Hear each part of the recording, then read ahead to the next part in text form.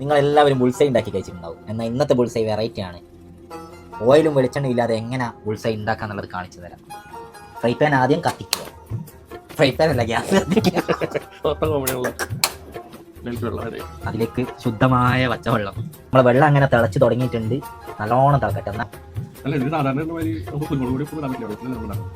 മുട്ട പൊട്ടിച്ച് വെള്ളത്തിലേക്ക് ഒഴിക്കുക. 2-3 മിനിറ്റ് ഇങ്ങനെ വേവാൻ വേണ്ടി വെക്കണം. ഇനി ഇതിൽ കുരുമുളക് ഉപ്പിടണ്ടേ? ആവശ്യമുണ്ട്. ലേശം ഇട്ടോ, ഭംഗി മറക്കണ്ട. കുറച്ച് ഉപ്പിട്ട് കൊടുക്കാം. ഉപ്പ് വീണ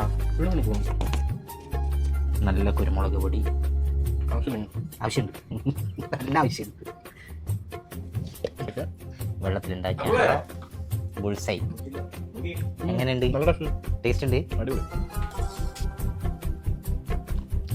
സംഭവം നല്ല ടേസ്റ്റ് ഉണ്ട്. എല്ലാവരും ഒന്ന് ട്രൈ ചെയ്ത് നോക്ക്.